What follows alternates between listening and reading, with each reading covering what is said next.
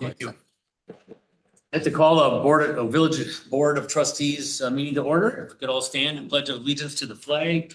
I pledge allegiance to the flag of the United States of America and to the republic for which it stands, one nation, under God, indivisible, with liberty and justice for all. Thank you, everyone. Roll call, please. Maloney. Here. Hope Sarah is excused. Beck. Here. Clark. Here. Ermeling. Here. Olson. Here. Zagami. Here. Thank you. Public comments. I'm just gonna call them out as I received them. So Grace, you were first. State your name and address for the record, please. Grace Pocari, 6 years old from Pleasant Street, unit number 3, Weston. As I read through the agenda meetings, minutes, obviously because it was so long, I was triggered by a safer board of directors meeting that you and Lisa sat on. And I know safer's on the agenda tonight, so what I saw in there, and I'm probably very confused, is I saw 1.2 million in a fund balance. That's what I saw. And then I heard a total discussion about, well, we need to take that down so we can get grants. So I know that's gonna come up tonight, but I also believe it was you, Mark, who said, oh, you mean we need to take it down $700,000? Well, we're trying to find firefighters. And then I'm seeing notes in there that kind of say, hey, well, maybe we should do this, or maybe we should do that, or what do we need to do, or should we take it down a bit to get more grants? So what I'm seeing there is I'm seeing we have money, and now we're kind of flipping around going, hey, what are we gonna spend it on so that we can get more grants?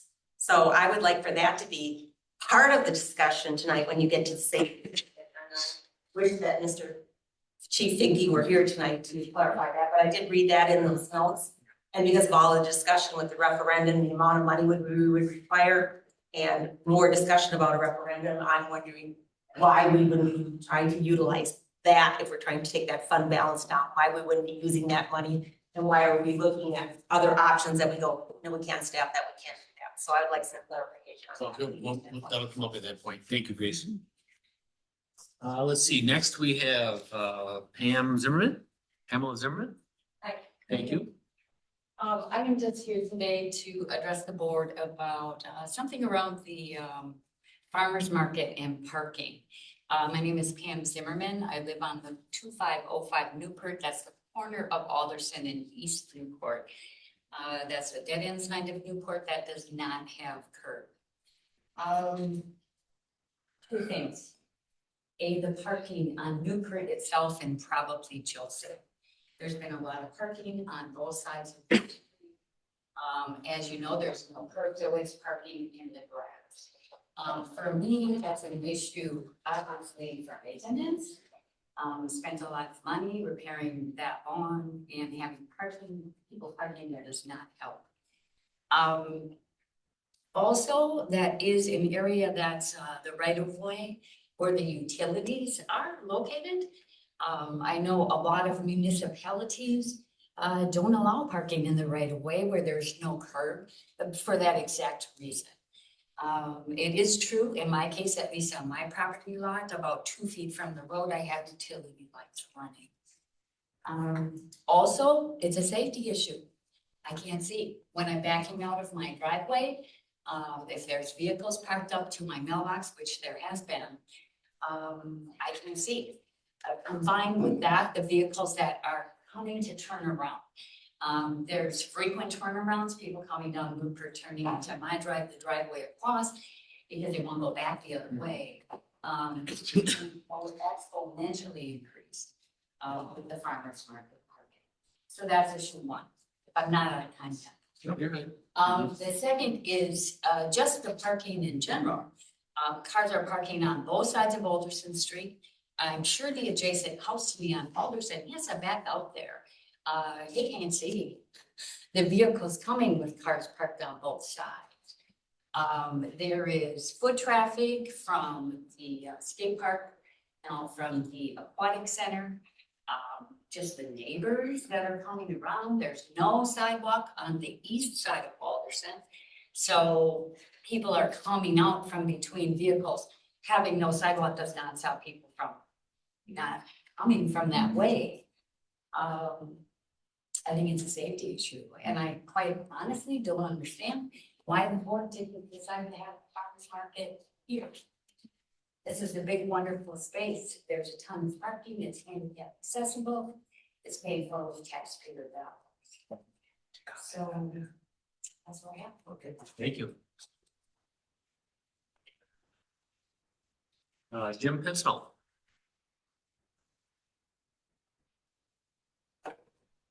Good evening, Jim Hassel, 502 Earl Street. First, I'd like to point out the omission of multiple public safety and other meeting minutes from the packet. Please find the missing documents and add them onto the website and subsequent packets. I know these meetings occurred as I personally attended some of them. Accuracy and details matter, not just sometimes, but all of the time. Second, you have conducted a survey after moving the farmer's market. Seems a bit backward to me, but nevertheless, here we are. The results after just 8 days are astounding. 39% rate the new location poor or very poor. 57% prefer or strongly prefer the former location.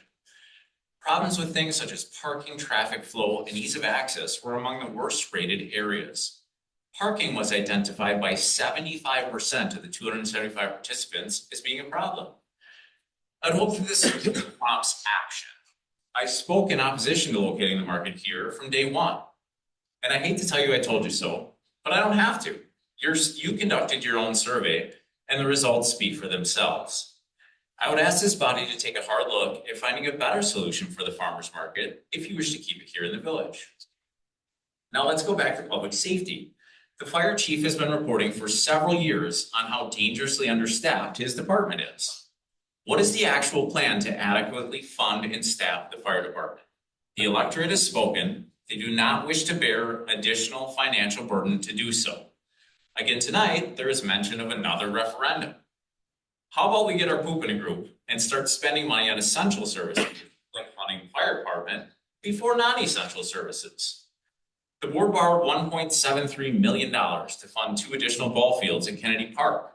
We already had several fields, which are not all being utilized, but we needed more. Somehow, I cannot even fully fault the board for making that poor decision. And here's why. The information provided to you in these RFCs is so zoomed in that you were never allowed to see what the real impact is by voting to approve a project. Nowhere in the packet will it tell you that if we spend $1 million here on this thing, that we will not be able to fund something else, or that we have overspent in so many areas that the entire budget is eaten up. I caution all of you before approving expenditures to look at what the overall impact will be, and not just, do we have $1 million in our budget for project X? Oh, by the way, many times that $1 million was borrowed money, and with interest, it cost significantly more than $1 million. Perhaps a path forward could be setting goals, such as a goal of fully funding the fire department, for example, and then creating a plan to get there. I have yet to see Mark Maloney set goals in a board meeting and then track their progress. Once again, I'm probably wrong with that idea, just like I was wrong with saying the farmer's market at Kennedy Park was a horrible location. Thank you. Minutes from previous meetings, approval of May 18th, 2026 Board of Trustees meeting. What's your pleasure? Move to approve. Move to approve by Zagami. I'll second. Second by Olson. Anything on the discussion? Hearing none, all those in favor say aye. Aye. Opposed? So carried. Acknowledge reports, minutes from boards, committees, and commissions. Number 5, committee chair updates. Any updates by chairs? Yes. Yeah, go ahead.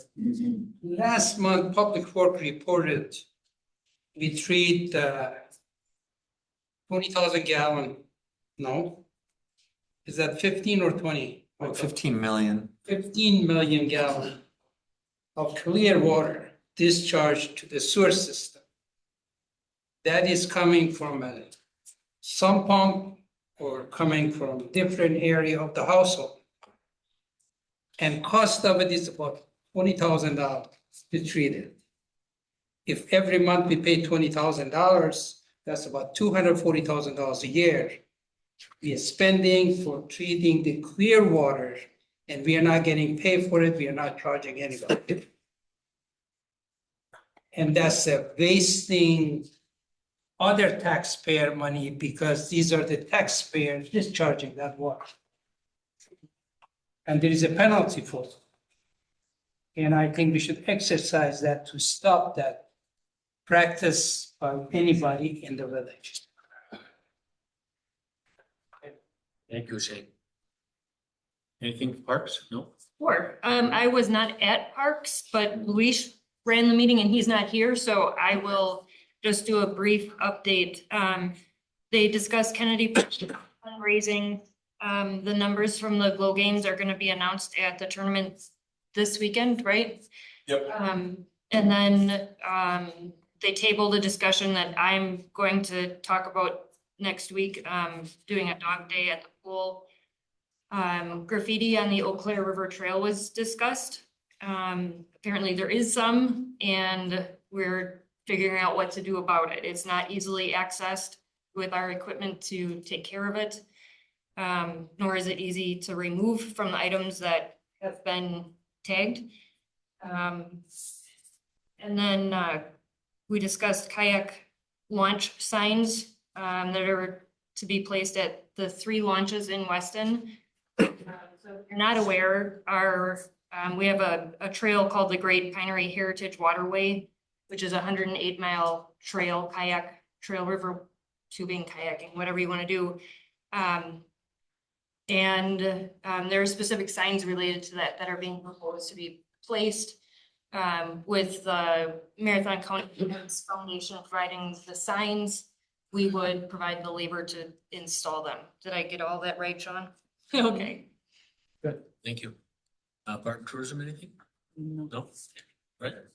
Finance and HR met just before this meeting tonight. Biggest things we looked at tonight was a presentation by Jess and the finance department on just kind of an overview of everything that their department does. I encourage you to take a look at that presentation in the packet if you haven't already. And then we just had some further discussion on employee uniforms and things that we had taken back to committee.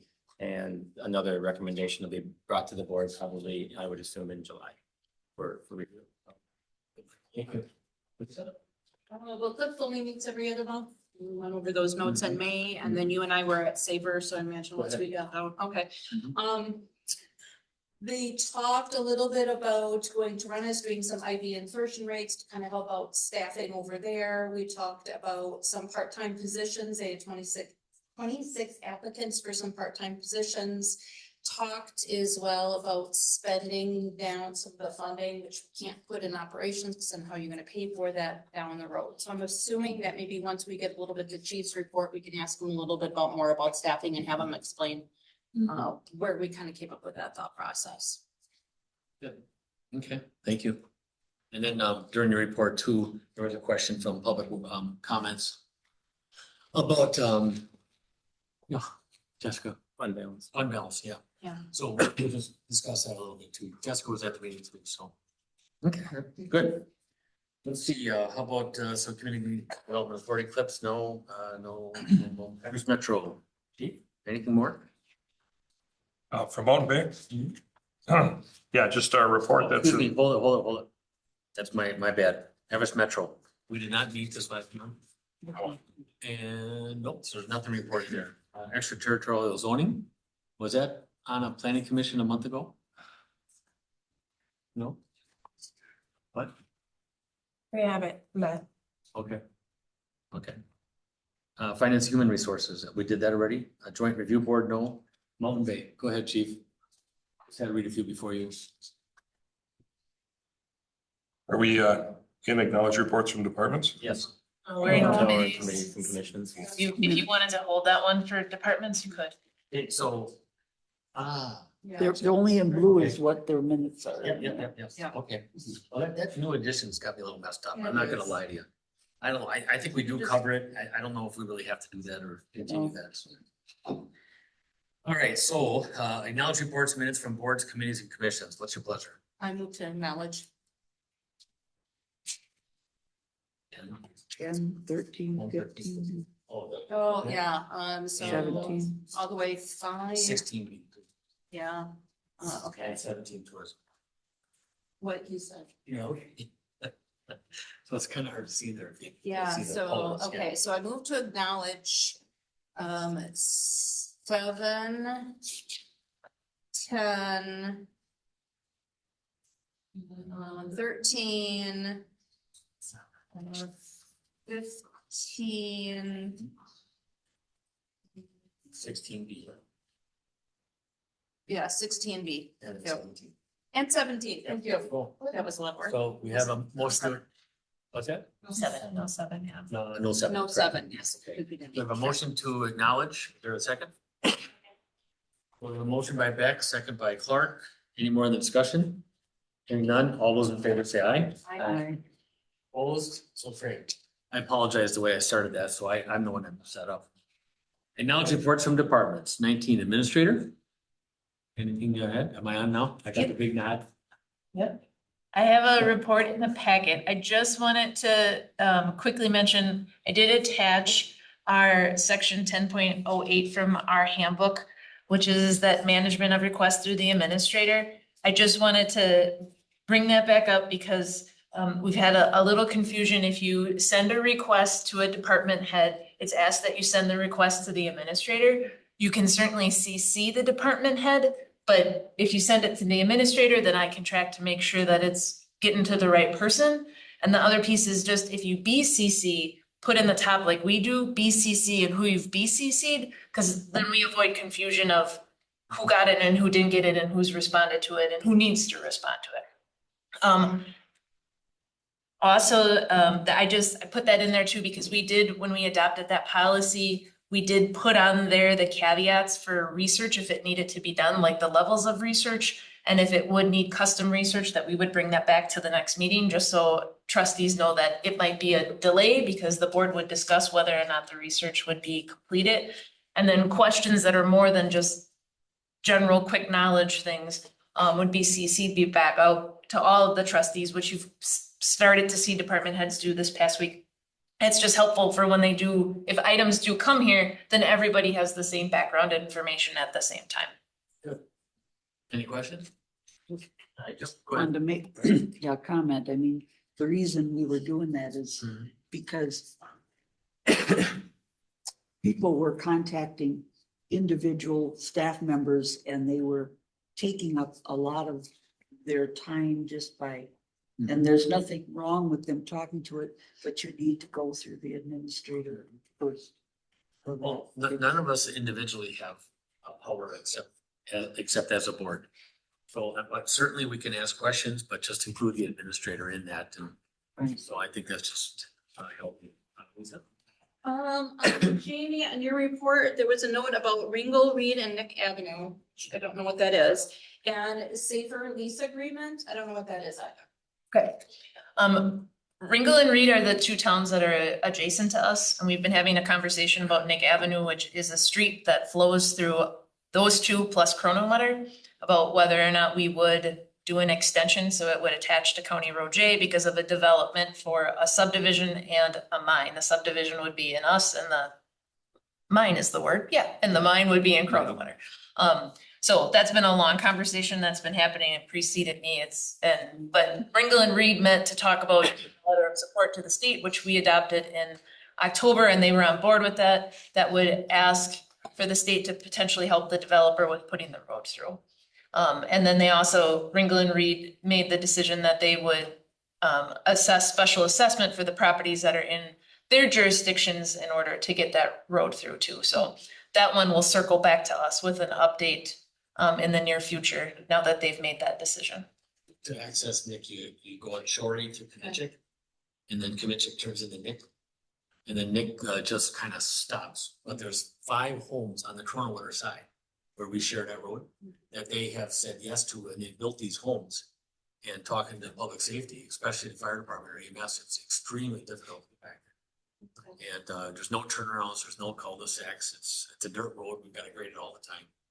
And I don't know how much road actually was left to get to J. But Ours is like 1.2 and then another half mile or so in It's Ringle and a Reed. third mile in between Ringle and Reed, and then I think we have a mile in Yeah. Weston, Croninwater. So this has been like an ongoing talk for years. Yes. Way before my time. Okay. decade. I was gonna say like 2011. Wow. I would say, yeah, well. Yeah, because Okay. that, yeah, with Reed, at first they weren't interested at all.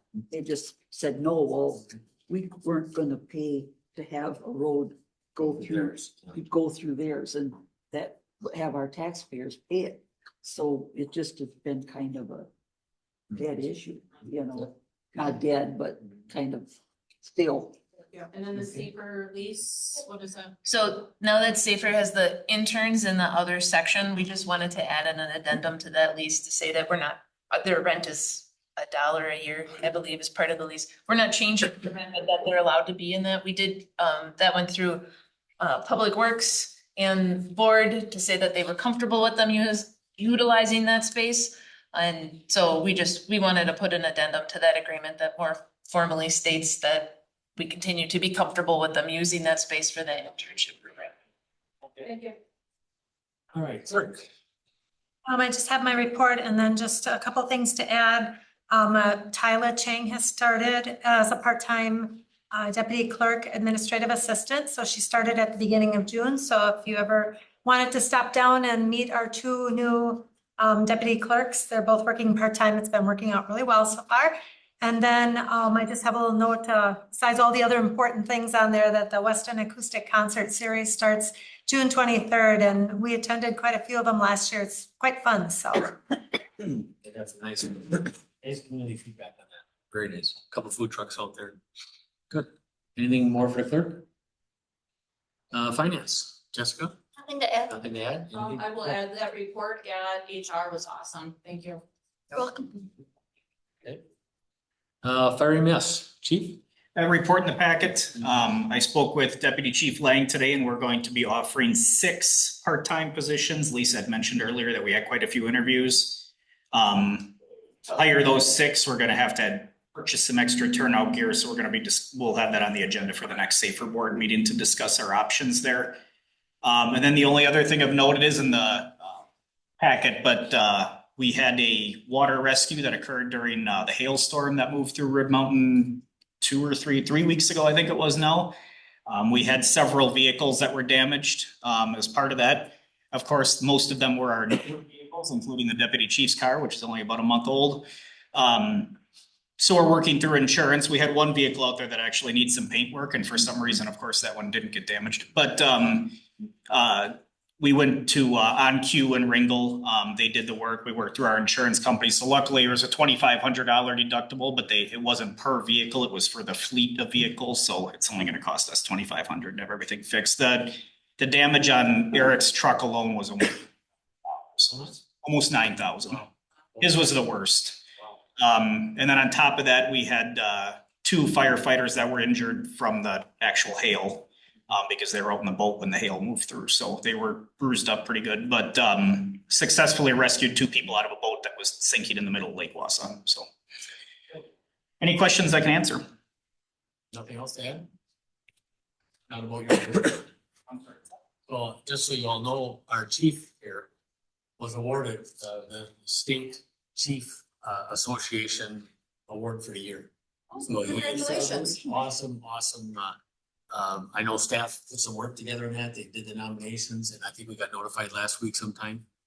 And so that's awesome work. You do a great job for us. And as humble as you are, I knew you wouldn't bring it up. So I'm bringing it up. So good job. Yeah, you bet. You're welcome. Park and Rec, Sean? So I do have a report in the packet. Just want to highlight that the first ever baseball tournament is this weekend, Friday, Saturday, Sunday. First game is at 6 o'clock on Friday. So it'll be busy around there this weekend. Okay, any questions, Sean? Okay, plan development. I don't have it. Okay, any questions for Jen? Thank you. Police. Yep, so the report, go ahead. Reports in the packet. A couple things to look at in the report is we had 17 OWIs on the month, which is up a little bit. And calls for service are staying pretty much the same at 2158. So, but if there's questions, let me know. Any uptick in fireworks? Not at this point. We haven't seen anything. You hear them? Are you hearing them? About 10:30, just one, almost every day. I just think they want to let everybody know that they're up. And all of us know that they're up, so anyway. Chief, do you want to mention that Mountain Bay meets, the oversight committee meets this week? This Thursday. And if they approve, then the building would go to bid. Yep, so we have a meeting on Thursday. All the meetings are open, so at any time you can even watch them online because we're YouTubed. So HTG is gonna have all their paperwork together. We're ending our contract with Bolt. And we'd have to agree to a contract to move forward to go out for bid with HTG, which would be done on Thursday. If we go out for bid, obviously, there's a dollar amount that it has to come back at. We're all worried about the dollar amount because we want to keep it within reason. 3:30 at Rothschild, Village Hall. 11 Grand Avenue, correct. Yep.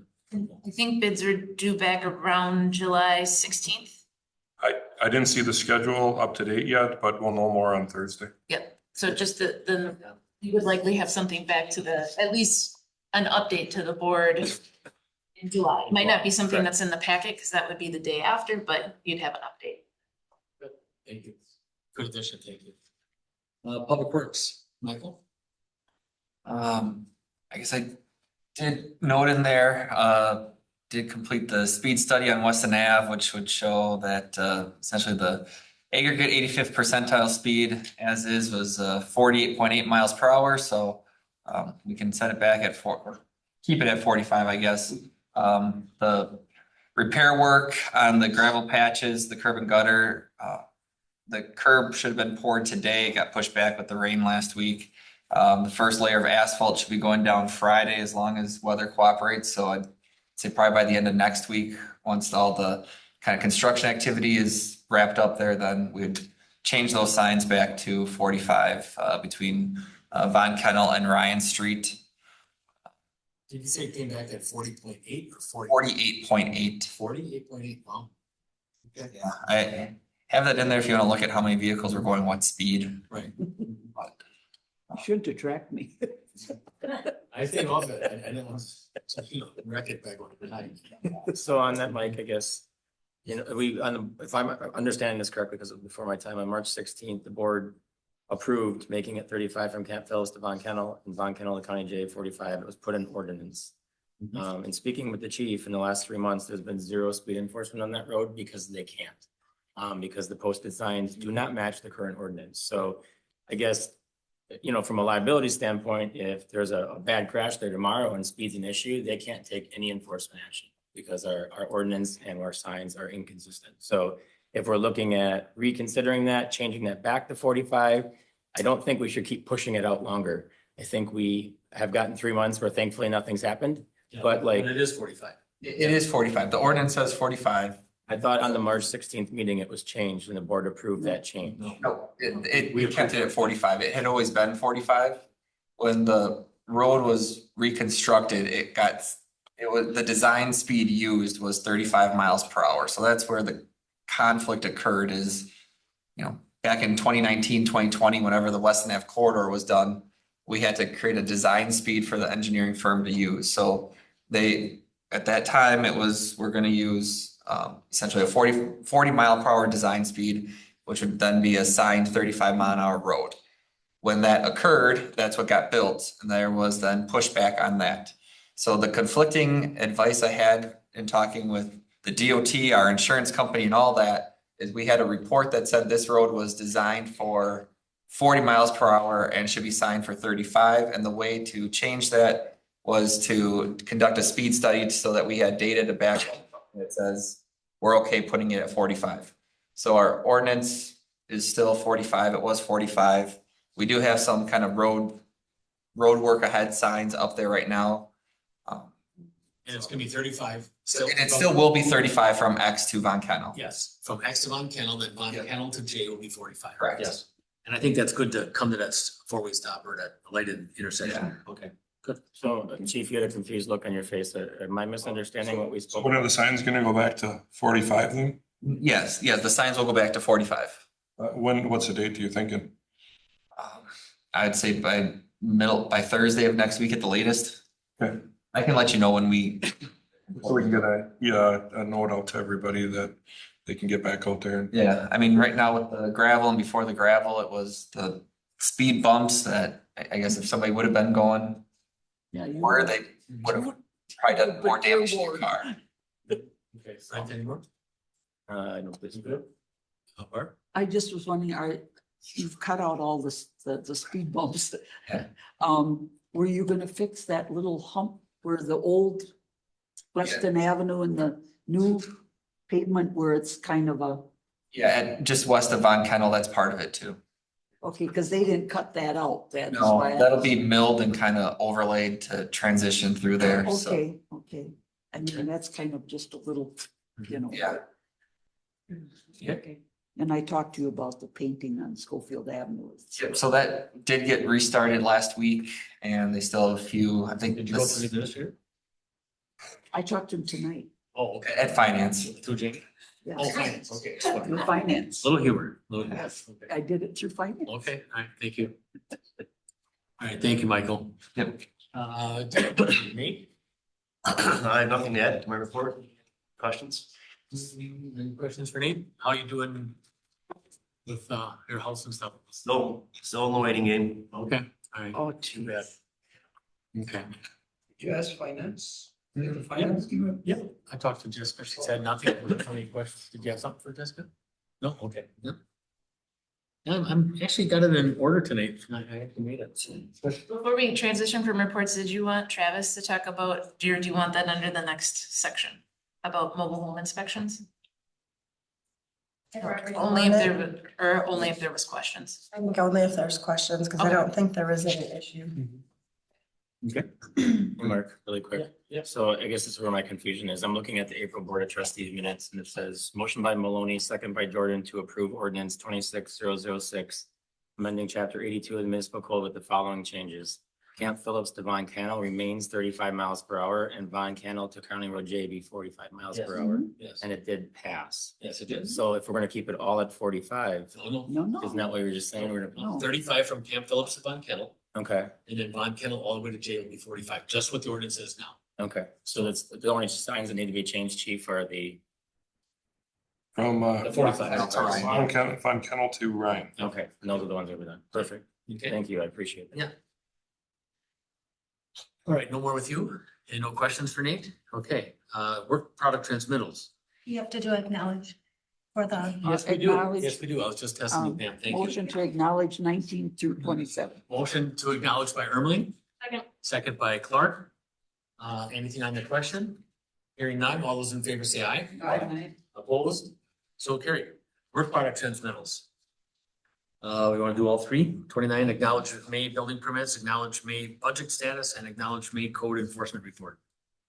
I'll move to acknowledge 29, 30, 31. Motion by Zadami to for 29, 30, and 31. On a second. Second. Second by Ermeling. Anything on the question? Hearing none, all those in favor say aye. Aye. Opposed? So carried, thank you. Consent agenda, 33, request to pull items out of consent consideration. 34, we have approved vouchers, check number 66741 through 66911 and 90252 to 90255. 35, we have renewal of cigarette, tobacco, and electronic vaping licenses for 26-27 licensing term. Renewal of a lodging license for the 26-27 licensing term. 37, renewal of Class A fermented malt beverage and Class A intoxicating liquor. Class B fermented malt beverage, Class B fermented malt beverage, and Class B intoxicating. Class C wine liquor licenses for the 26-27 term. 38, renewal of mobile home park license for 26-27 licensing term. 39, renewal of weight and measures licenses for 26-27 licensing term. And 40, appointment for change of agent for Reliance Fuel LLC DBA, doing business as Fuel on 60. What is your pleasure? just one quick thing You have your hand before, up the whole time? You have to, hey, Maloney, stop talking. Okay. one quick thing before we get the motion. There was a little typo in the RFC for number 40. So the question in the RFC has a different name than the actual motion. The one in the motion, Sarah Gravine, would be the the appointment in that for the agent for Fuel on 60, not this Dana Shanky. That was a typo in there. So apologize for that You wanna part. do a consent agenda 34 through 39 and take 40 separately then? That'd be fine. I have Go ahead. I have questions on the vouchers, Okay. all of them, so can we Why do don't we it get in up the on the table? Oh, no, we can get up on the table and you can Okay. ask questions. Okay, If you want. that sounds good. Yeah. So But however you wanna, somebody make a motion. I make a motion to approve consent agendas 34 through 39. Okay. We have a motion on the floor for 34 through 39. Second by Clark. Now on the question, on your voucher question, go ahead. Yeah, what is Casale, CASELLE? Is that? It's our financial software.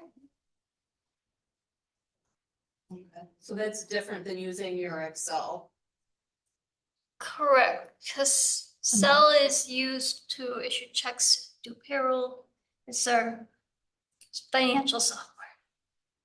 Okay. Excel is used to make the reports. Just feeds in and out. Oh, it does utility too. And I don't, it was later in the packet about Microsoft 365. I don't know if I can talk about that now. It was one of the vouchers for $26,000, I think. It's a voucher question, go ahead. It was 2 years worth of, so the invoice was going to spam for the last 2 years. And then a collection agency finally called in, said that we haven't paid our 2024 or our 2025 invoice. Okay. Do we have, and maybe it's an A question, do we have like the full package on every single device that we have? Or, because I mentioned some iPads like out in the field, they only would need certain portions. How does that work out? It depends on the user, so like the committee members' accounts, those are email only. All the staff members are like the full business premium, because you all use Teams. So even like the people in the field, they're on Teams, and already use Teams to meet the business premium package. So it depends on which user. It's all assigned to users, not devices. Okay. There's no devices for the trustees anymore, correct? Correct. Last one was John's, right? Okay, thank you. And then each user has up to 5 devices to use, I guess. So that's how that breaks down. I guess that's all I have for right now. Okay. Any other questions? I have a motion and a second on the floor. All right, all those in favor say aye. Aye. Opposed? So carried. Now let's take 40. Appointment for change of agent for Reliance Fuel LLC doing business as Fuel on 60. And that change is from That would be appointing Sarah Gravine as an Sarah agent. Gravine as agent. Okay. I move to approve the appointment of Sarah Gravine as the new agent for Reliance Fuel LLC. DBA Fuel on 60, located at 40045 Westview Boulevard, Weston, Wisconsin. Motion by Ermeling. Second by Zagami. Any more on the question? Hearing none, all those in favor say aye. Aye. Opposed? So carried. Ordinances, none. Resolutions. Resolution 2026-016.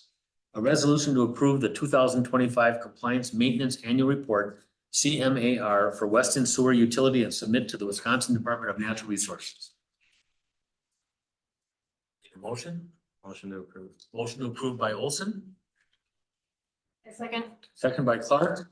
Anything on discussion? Hearing none, all those in favor say aye. Opposed? So carried. Resolution 43, resolution 2026-017, authorizing a resolution for Bladel Avenue, Pine Park Street to Alderson Street reconstruction. I'll need a motion. I move to approve the authorization resolution 2026-017 for special assessments for drive approach construction for the Bladel Avenue reconstruction project as presented in the engineer's report. Motion by Ermeling, Second. second by Clark. Any more in the discussion? Hearing none, all those in favor say aye. Aye. Opposed? So carried. 44, resolution 2026-018, authorizing resolution for Alderson Street and Jellinek Avenue intersection project. Need a motion to get it on the floor? I move to approve. Move to approve by Clark, Second. second by Zagami. On the discussion. I have a question. It's probably a dumb one. Why is there such a significant difference in the rate between 43 and 44? Between what? That came up at. So it's 540 a square foot Oh, for Michael. Yep. 43 and 44 is 861 a square foot. Yeah, I mean, that came up at Public Works too. I mean, both projects were bid, that was the cost difference between the two projects. I think the biggest one is on Bladel. There's 40 plus properties that they're, concrete contractors coming in to form up and pour. Whereas on this one, there's two essentially on the Alderson Jellinek intersection. So I think it's just the mobilization, the scales of economy, and I don't have a great answer. Except that's just the bid price on that project versus the other. So the rate is just set to basically wipe that off the village as far as cost. Yeah, so that's the one part of the projects for these that we assess, because it's the access point is, in theory, if that residents didn't have a driveway there, the village wouldn't be bearing the cost of putting concrete there. It would just be like grass. Okay. All right, any more questions? No, we're good, right? Yeah, that's. All those in favor say aye. Aye. Opposed? So carried. Unfinished business, 45. Discussion and or action on farmers market feedback survey results to date and possible recommended follow-up actions. Just real quick here, looking at the rest of the thing here, under farmers market, are we able to address the concern with Pam Zimmerman a little bit on the parking or no? Because we've had some questions, trustee back has brought up quite a few. We've had Michael in on some discussions. I know Administrator Gabriel's been talking about it. We've been, thinking about the ballpark parking for decades, kind of the way it is. But now you bring in some different features, the construction over there, the farmers market, some of the tournaments. I know we had Weston Fest out there last year that went off pretty well. Almost 1,000 people were there. Concert off the square. Concert, I'm sorry. I don't know what, so, and we kind of said, if the neighbors start talking about some of this stuff, well, we have a neighbor. So, do we bring in, Michael has brought up a few things. I think somewhere I saw something that we could maybe have some parking, not, just some lightly, ropes or something in there. Where did I hear that or hear that from? Include in the hockey. Concert, when they did moved the concert on the square for that one time. Then they did that? They did. Okay. Because somebody here at staff brought that up too. We marked those two streets as not all of Joseph, but a series of Joseph. No parking because we were worried about people not finding parking and turning back around, but we marked the hockey rink is what we did. We put strings up in the hockey rink just to make it a more organized. Because otherwise one person, everybody follows the one person. We did the strings to see if it would make it a little bit more organized. Well, and there's rules on driveways, obviously fire hydrants, but driveways, chief, what is the rule on a driveway? You can't. It's under 12 feet from a driveway. Right, you gotta give them some eyesight, some in and out, and some capability of getting in and out, Barbie had something? Well, I was just gonna comment on what Jamie was saying.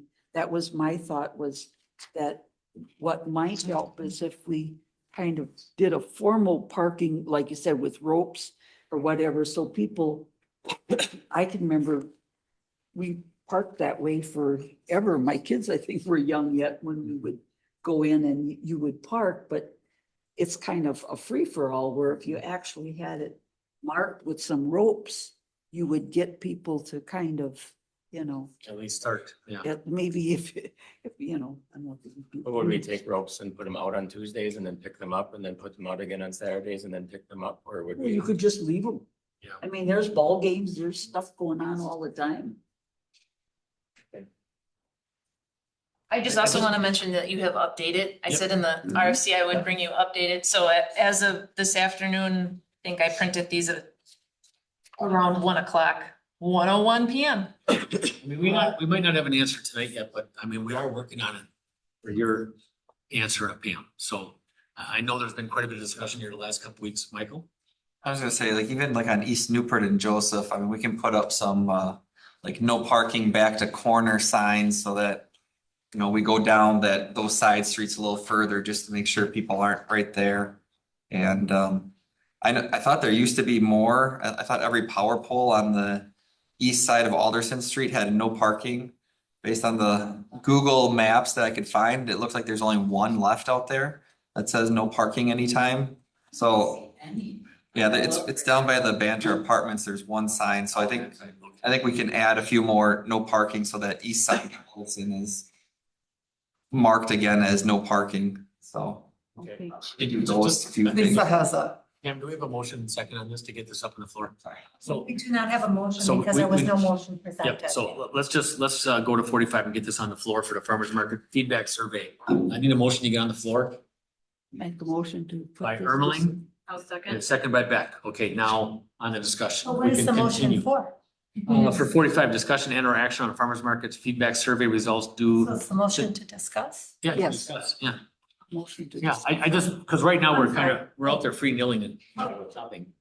And I think under farmer's market, we can kind of talk about parks, so I'm kind of hedging it a little bit, so. Well, it is. Okay, so we're working on it, and I think that's all we're gonna get out of that tonight on parking. And I think that's a good idea if you, on the posts and stuff, and then maybe going a little bit further on the corners and stuff. Yeah, I'm sorry. Let's have a couple. Yeah, go ahead, Chief. What's the biggest time that you're seeing? Is it on a weekend? Not hardly anything. Tuesday very slow as Yeah. far as I can tell for the market. Saturdays usually picks up at about 9 and then probably until 11 and then it tapers off from 11. But mainly on Saturdays? But mainly on Saturdays between 10 and I've 9. been- Once one car will park in an area. Well, that helps us out because we can't do much with it if we don't know what the time frame is on it. I've been through there during the week. More than one time I was asked by the board to go through there. And I didn't see a problem at all during the week time. It looked Yeah, right. they are Okay. not getting a lot of traffic on that Tuesday, Wednesday. whatever. Well, because they're all parking in the parking lot there. There's, I mean, not as much. I mean, Saturday is way busier. And I think like what Michael said, I mean, that one's an easy fix. Just put no parking there. You We know, can so, also do extra patrol in there if I know the time frames on it, so I appreciate that. you know, we do try to do overflow parking to park inside there, which helps a I lot. think it's an ordinance not to park in the road. I forgot to mention that when it was talking. I don't believe we have an ordinance that says you can't park in the right of way. 94-12-09. Rental. Jen, are you looking that up? I mean, I know they run into the same problems when there's track meets and football games. People are parking, you know, right up to people's driveways and stuff. They pull in, they turn around and do not. Zoning code, that's our. People are really. Yeah, that code, Jen? I'm looking. Okay. Okay. What did you have, Lisa? Sorry, these are 94. Okay, so my 94. issue with, Sorry. Go ahead. 412 what? 94-12-09 for rent. Well, That's off-street parking. isn't parking alongside the road off-street parking? No, this is off-street parking and traffic. Parking lot. Oh. What is it, Jen? 9412.09. It's our basically parking lot ordinances, so it's Oh, It's- okay. like where to store snow storage, traffic circulation and parking lots, surfacing and parking lots and marking. Well, where it says talk about parking in the right of way, the last two of them. That's principal structure on a residential lot in the street right of way. So that's next here, that's in front of your yard, so that would be you Right. parking in your front yard. You definitely let them up. That's not what it is. Okay, well, this is definitely a working motion, but Chief, you're gonna help a little bit here. Talk about this. Saturday, yep, got it. All right, thank you. So on the farmer's market feedback survey, or did you have something? I'm sorry. yes, I I'm sorry, do. go ahead. I would like to talk about parking, please. Yeah, go ahead. Okay, so part of my issue with the parking is, and I had sent an email to Jamie and Mark. is when you're looking at the skate park, it's that parking lot where the farmers market people are parking, but during it's also game times. It is not safe over there. The way those vehicles are parked, they're helter-skelter all in there, and there's a couple times where you go into the skate park and the cars are bathed into where you would enter and leave. Like they're parked on the During grass, baseball. they're not even utilizing the street, and that's my issue. During is we baseball? have- Yes, we have street parking.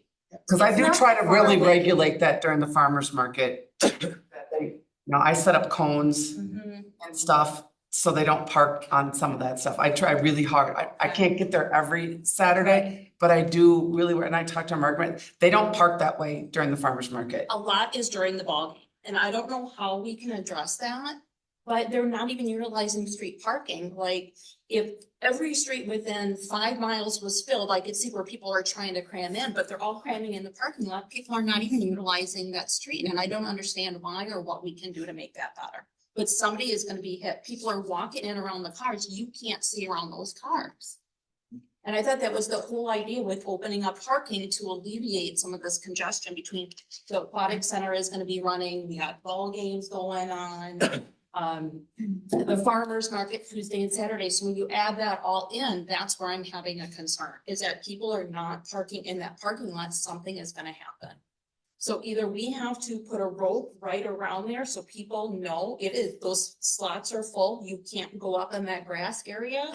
Or direct them to park in the street, I don't know how to correct it, we have to take it upon ourselves before something happens to come up with better options. Like I said, I put a lot of cones out, and then what we do, and I know it, again, it's parking on the lawn, but we have it where they can park in the park, like they come in and then they face Alderson. And I know there's parking in there, but it's alleviating them parking on the grass by where it's chaotic, because there, it's more regulated. People pull in, they pull out, they leave. It's not where in the parking lot where it's all backing in and stuff like that. I agree to disagree on that, because I don't like people parking on the grass anyway, but my primary concern is basically I went home from a meeting and I live kind of back there, so I have no option but to drive around that park.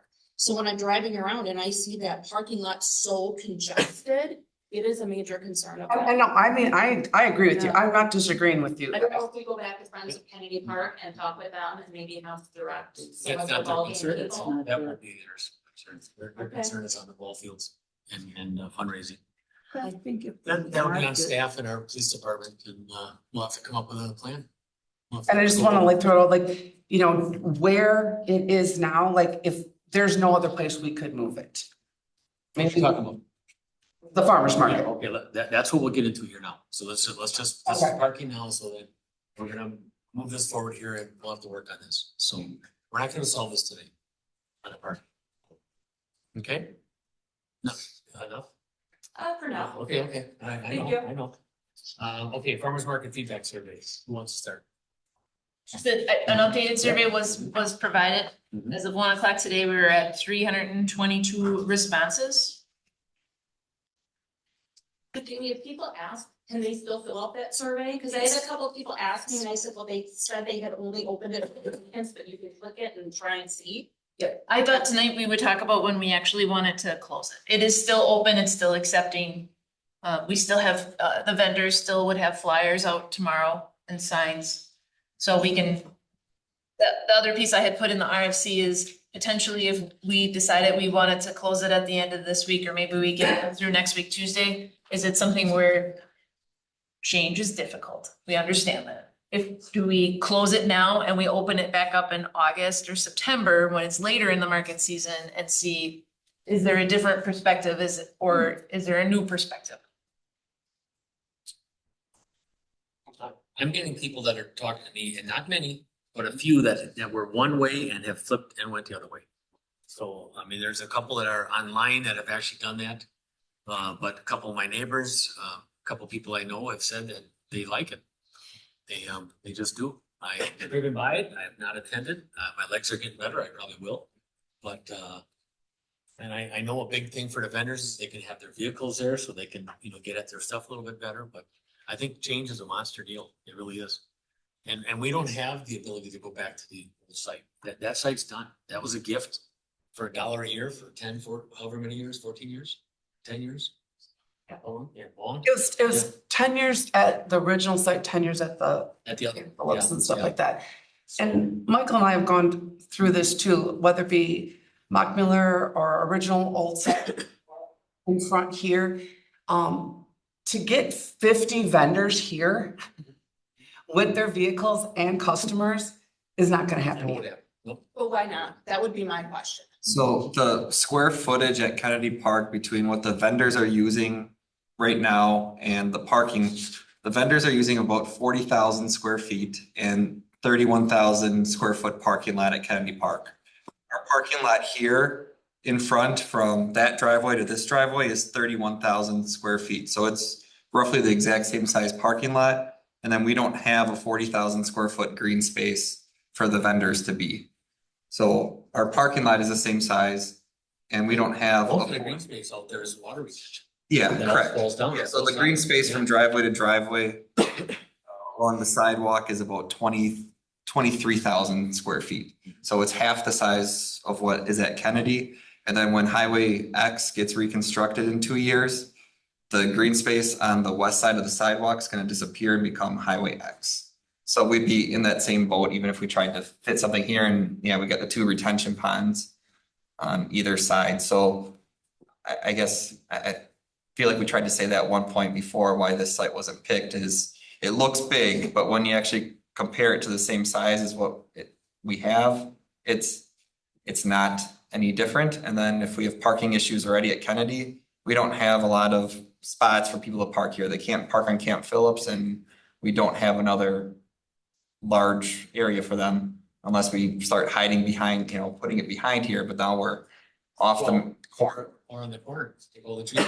Yeah, that would be an Take option. all I the guess. trees down. Yeah. Visibility would be great, like all those trees would be gone. It'd be a huge expense to get all that, flat. Well, then if the customers are here, they have quite a ways to walk. That's true too. And I am not disagreeing with anybody. I'm not, okay, I mean, I've been doing this for 20 years. I'm trying my hardest to try to make this work. This wasn't a me, myself and I decision. So I'm trying to make the best what we're given, but if we can't get this to work, I just don't think we can have. I really don't. Well, I know that site was temporary, so maybe that's something we talked about and maybe not even having a farmer's market then. Because this was gonna be a temporary spot. Correct. So. I'm sorry, go ahead. Husheng had his hand up first. I'm sorry, go ahead. Sure. Yep, you had your hand up first. After the first day, I went to the park.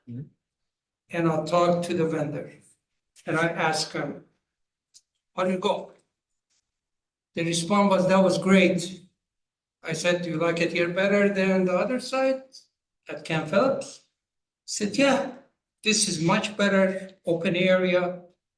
And it worked great for us. And I discussed that with 2. And both of them at the same list. Okay. So these are the people conducting the business.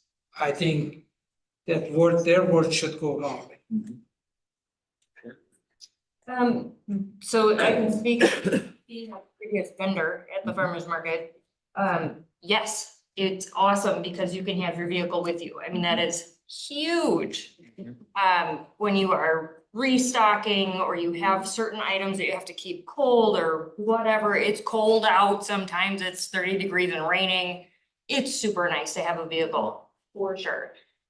Is there an option, so we're not discussing it at this meeting, can we make a subcommittee or send it to a committee, one of our committees to parse out some of these questions so we can come up, because I don't want the answer to be, we quit the market.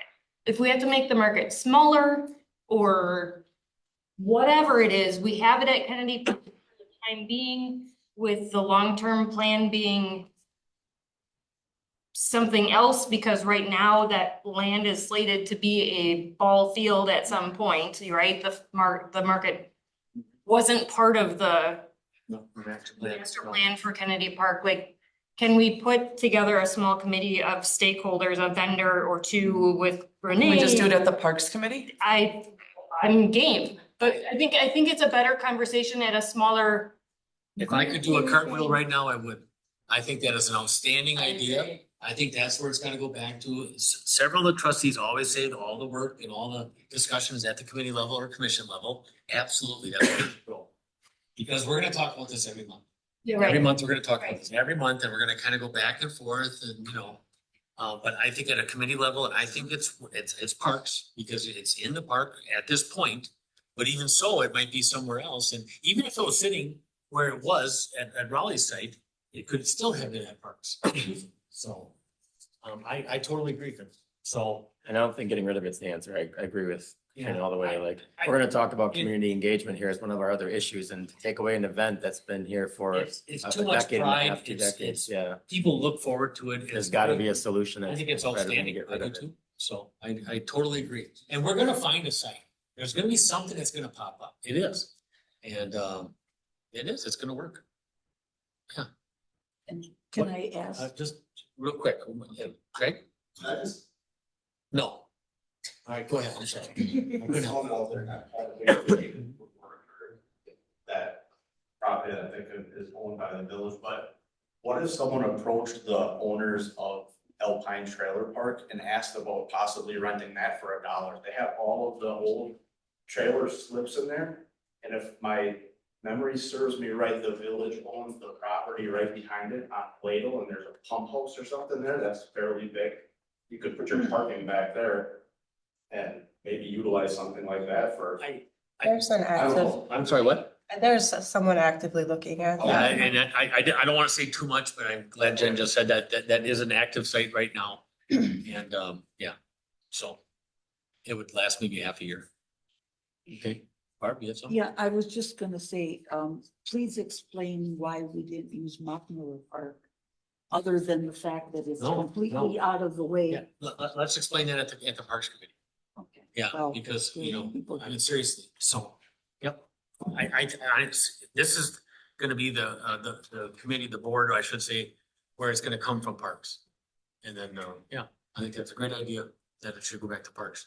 So with all this work being done, we're gonna have this go to Parks, I think right? the board would like to I agree. that it would get referred to parks, but if you still wanted to set a time frame when maybe you wanted to close the survey, like maybe you wanted to close this Friday because When do parks Parks meet next? Monday. Monday? I'd let it go a little farther. I think I would let it run a Yeah. little bit Yeah. farther and get a little bit more feedback. and And have- then have the we let vendors it open push it. till the end of June. Yeah, I have no problem with that. And then close it, and then parks could look at it in July. Mm-hmm. And then we can maybe reopen it in August or September. And I want to just build on Katrina's question. She said something about having a subcommittee. Is that an option instead of having it in parks, having a makeup of people separate outside, just so that it doesn't take up all of parks time? It have to be an action of the board to create it, and it still would be subject to all We public. have several spots still open. I think, don't we still have one in HR? And also on Parks. Yeah. Okay, so we just So won't have enough yeah, people to do to it. create Okay. more, they ask possibly the same people that are already serving on committees and boards to now start this subcommittee. We have a very active Parks, department. I think it'd be great for a committee. So good idea. Okay? So then the survey would be open to June 30th. Yeah, I would. I'd say so. Is that okay? Yeah. Can I make a suggestion real quick? If we open the survey back up in August, I think we should try and figure out where people are when we fill out the survey. And looking at the timing of it, it looked like depending on where people came from, it seemed to cloud the way they, You mean where they're coming from? whether it was next door or from Facebook, where they got that link from. Interesting. I was kind of studying the data a little bit, and we don't have that currently set up to see where they're coming from. But I had a suspicion that it started getting more negative once it came from next door. And then, are we asking for name addresses too, or? We are. No, but I think if we could gather some of that metadata, I think that would help with the survey. Well, and then somebody could fill out 10 of them. They could, we can turn that setting off so they can't. Okay. Possible. I think that's a good I idea. think I that would agree. help big time. I think you should. We do want that. real, honest answers, yeah. Michael? Is there a way, like, if somebody said, I really like this location, and then the next question is, why did you answer? And they say parking, because they maybe think the parking is better than it was at the old location. But then if somebody else then said, I don't like this, and why don't you like it? And they say parking, like, it can be interpreted either way. Like, I know I've been contacted by people that said this is great. Like, I used to, you know, they used to not be able to turn left onto Camp Phillips, so they coming out of the old site because of the they loop around and go the wrong way. They're like, now that I can pull in, I can park, I can grab my veggies and I can go. So I've heard that side of things too, where people are like, it's really easy to get in and out versus the old site. So I think depending on how you want to look at it, you could be like, wow, there's a lot of people that said parking, but it might have been half good, half bad, just like half liked it, half don't like it. That's absolutely what the set's true. People think it's excellent because of the parking, and people think it's poor because of the parking. I mean, I think that's exactly what this shows. Okay. Because why, if you picked excellent and you picked parking, you probably picked that excellent because of the parking. If you picked poor because of the parking, yeah. So do we need action to push this back to Parks? I would make a motion to refer it back to Parks and the deadline of this survey being June 30th, and then Parks can talk about it if they want to revamp it. Is that in the amendment form? Do we have to Yes. amend this? Okay, so our motions are by. The original motions were back, Yeah, we got Then to discuss. We got it on the floor. Who? trustee Ermeling and trustee Beck. Okay. That was just to discuss, so Yeah, we're well, not, just to get it up though too, right? Yeah. 145 on the floor. So, no? well, I guess when you say you're amending to discuss. Yeah, because we didn't do it. Okay. So then let's make the motion.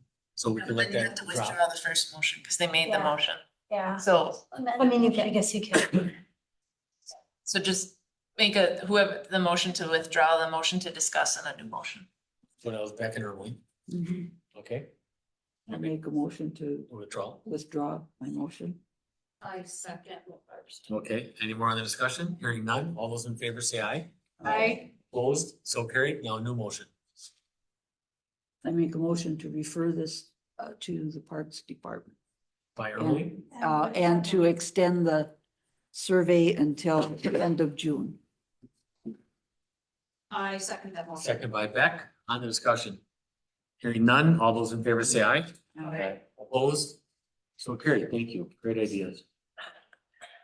All right, new business, discussion and or 46, discussion and or action on renewal of Hutch's Kelly Club LLC, Class B fermented malt beverage and Class B intoxicating liquor for the 2026, 2027 licensing term. Motion to get this on the floor? I'll move to conditionally approve the renewal of Hutch Kelly Club LLC Class B fermented malt beverage and Class B intoxicating liquor for the 26-27 licensing term after the past due utility amount of $662.76 has been satisfied. By Clark? Second. Second by Ermeling. Any more on the discussion? So, oh, go ahead, Brent. I actually have one quick thing that'll might answer your Clarify? question. Go ahead. I paid already. Okay, thank I was you. just gonna ask you, like, did they make arrangements in the last 14 days since you're talking? Already paid, it's paid in. Well, then that's kind of a moot. Yeah, well, that can still Okay. stay in the That motion, makes so it that's fine. easy. There you go. All right, any more discussion? Hearing none, all those in favor say aye. Aye. Opposed? So carried. 47, discussion and or action on renewal of RJT and Sons LLC Class B fermented malt beverage and Class B intoxicating liquor for the 2026, 2027 licensing term. It's your pleasure. I move to conditionally approve the renewal of RJT and Sons LLC Class B fermented malt beverage and Class B intoxicating liquor for the 26-27 licensing term after the amount of $600 in the rehabilitation proof has been satisfied. Motion by Clark, Second. second by Zagami. Any new news there? Yeah, I was gonna say that. 660. Just hold on. So I was just notified today by the distributor that they're also past due on their, a supplier bill. So pursuant to statute, if they're over 30 days past due, we can't issue them a license as well, so we have to add that on. On both sides, beer and liquor, or just one? It's beer, right? They don't specify, but I'm assuming it's both. It's a supplier, so. I know, one has so much and one has more. Yeah, okay. All right, so are we amending our motion to that? To We have to include. pay that bill prior to include? getting, Yeah. and that was not in the original motion, because I just got notified of that today. So then how does that go for follow-up, remind me? Pardon me? How does that go for follow-up then?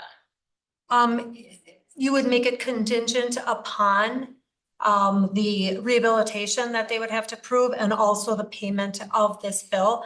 And I get notified when the supplier is paid. And then we will issue it. If they're not paid by July 1st, they're not. And then we will be looking at sending an email to Mountain Bay and the Department of Revenue, letting them know that if they're operating without a license. Cause don't you have like a big length of people that all wanna apply? There's only so many licenses that are out there. The only licenses that we have right now are reserve licenses, but we have not been approached by anybody as of yet. And we have several of those, so. We have Do we know several. what they owe the distributor? Do you have an amount? Pardon me? Do you know the amount they owe the distributor? It is $918.25. So in essence, they owe like $1,600. And there's some concerns about the owner and rehabilitative efforts based on his background. Yes. I guess, at what point are those all red flags that we should really be considering? Like, they're not paying their bills, they're not paying us for even like, how do we approve a license for someone who can't even pay the fee? The owner has got some questionable background that we have concerned about. I guess at what point is enough red flags, like the ball's in his court. He can pay his bills, he can reapproach us if he fixes his situation, but I don't know. I guess I struggle with approving somebody who's got so many issues. It just doesn't seem like a good practice. Okay. If I could just add one thing, we've had some fire violation issues there too. They do get fixed, but Marty spends a considerable amount of time working with him to get them up to speed. You would just have to look at what the rules are about this, but I believe there is a separate process. If the business owner comes into compliance with these things, I don't think you can renew the license without a hearing or some sort of process. I feel like, yeah, I don't know about the renewal process. I know revocation, there's more of a process, but the license is a privilege, so I'd have to look at the ramifications, or not the ramifications, but what you would have to look at in order to not approve. Yeah. So- Considerable. Okay, so the motion. I think you have to do quite a bit. Yep. If we don't issue a license, then we practically shutting down his business. Sure. And it's not gonna be that easy. He's not gonna just sit there and it's gonna be in the hand of the attorney, not in our hand. At least that's the way I see it. He shut his business, he's not just gonna go home and say thank you. Right, so are we amending the original motion to include the supplier repayment? By the motion and the second motion? Yeah. I think we have to. Yeah, okay, so you're gonna amend your motion to include that? I would amend my original motion to include the payment of the past due To the supplier? balance to the supplier. And, Second, and you second it, okay? One more question, but who talked to him on 6/9? I believe it was Sarah. Do you have Sarah any takes idea care of all the if he- licensing. Did he kind of have a plan, any sort of We've idea of what he was also- gonna do? We've also had several struggles with this individual in the clerk's office, and it's kind of yearly. It's a lot of babysitting, like Chief Finke said. He didn't put it that way, but I did. I don't know if I don't know what he said back to her, because I didn't ask her what the response was. But she also sent out a certified letter. We got notification today that that was signed for. So, I mean, when I've had, so in order to get the paperwork from, I contacted him at the bar and he came in. It just is a lot of follow-up with him. In essence, are we denying the license though, if he didn't even pay the fee? If he doesn't pay. He the does fee, not would he pay the have- fee. He does not get I the was gonna say, license. cause if he doesn't pay the fee, He's he doesn't gotta even do have a all- license, right? He's got to do all three of these things in order to get a license. He has to provide substantial proof of rehabilitation. He has to pay the fee, pay the license fee, and now he has to pay his supplier. So in order to get the license, In the next 15 days. In the next 15 days, July 1st. exactly. Starts, the next term starts July Yeah, 1st, so. okay. All right, so we have an amendment motion on the floor. Let's see, any more discussion on that? Hearing none, all those in favor on the amendment? Aye. Aye. Opposed? nay. We have one nay? One nay. Now on the original motion, any more discussion? Hearing none, all those in favor say aye. Aye. Opposed? Okay. Nay. So we have 5 yes and 1 nay. Yes, go ahead. Who knows his deadline? And we will send him another certified letter after tonight's meeting. Yes. And we can call too. Yep. Okay. We can do both. All right, 48, discussion and or action with SAFER following April referendum result. You know, if safer members wanted to start, or if you wanted staff to start or chief to start. Go ahead. So just memo in the packet, just outlining kind of the timeline that we are on. I don't know if the board would like to consider referendum, but I just want to make sure that we're aware of what the timeline is if we were to consider referendum, which would mean we'd have to have another resolution adopted into the county clerk by August 25th in order to make the November ballot. We talked at SAFER about some possible options with their board, and there is the memo that Chief Finke had put together about staffing. The SAFER board did not make a decision at their meeting here in June. They're gonna bring it back in July. But the memo essentially outlines, with all other things consistent, we're anticipating about $150,000 increase to the budget. And then if we did some potential alternative staffing options, what those numbers would be. I think this is also just a good time to bring up fund balance and just talk a little bit about the fund balance would be, it's set aside for capital projects. It isn't set aside for operations. So if, in order to utilize that fund balance, it makes sense to buy maybe larger ticket items that would last 20 years than to spend that fund balance 1 year and then not have those funds to continue, especially if you brought on staff with them. The question at public comment, Chief, was that we brought it up, the fund balance and to lowering it. You know, and so we talked about that. What is an appropriate? Where should we be? What should the percentages be? And we had Jessica there, we had you there, we had our board there. And we decided, what did we decide to bring it down, Jessica? Or Chief? I believe the discussion was, we're sitting right at uncommitted funds right now, we're just under 1.3 million, and I think the discussion was to try to bring it down to like that $500,000 to $600,000 range. But the discussion was also to do that incrementally over the next few years, not all at once. So just to see how it flows, yeah, right. Okay. So it's something that we could not use for fire personnel, because it's a one-time issue to bringing it down. Right, and the other thing, like I mentioned in my memo, is we did use a little bit of fund balance last year to help offset things a little bit. And then I think that the issue that we run into is that all that does is kick the can. It just makes the following year that much more painful. You have to make up for it at some point. Right.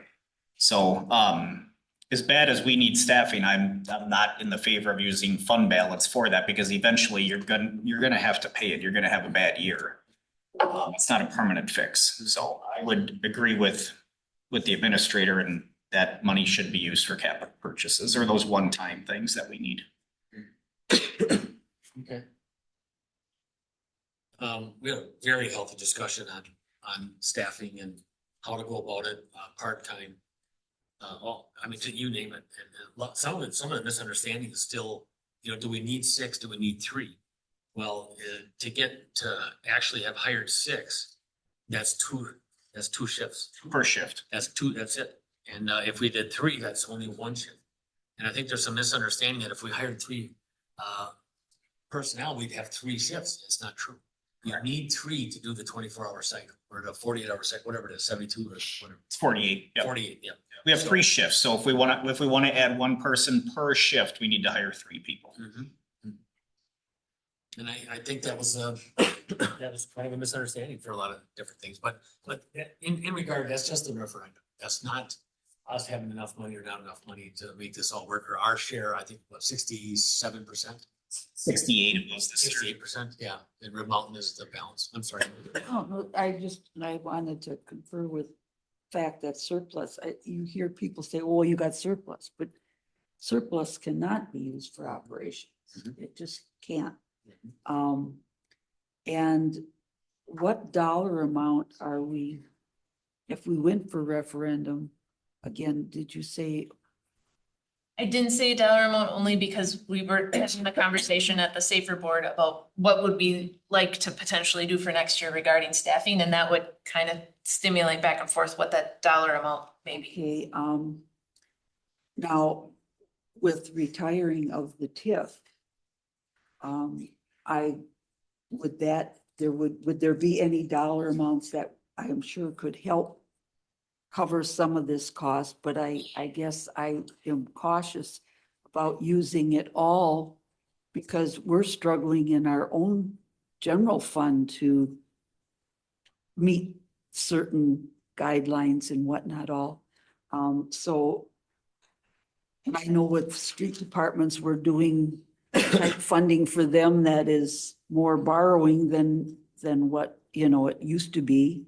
And Jess can probably explain this even better than I can, but first, we also have things that are charged to the TIF that need to come Right. back to the Right. general So fund. that was the other thing I was gonna say, and we're not going to get all of that money back because there's payroll in the TIF and everything else.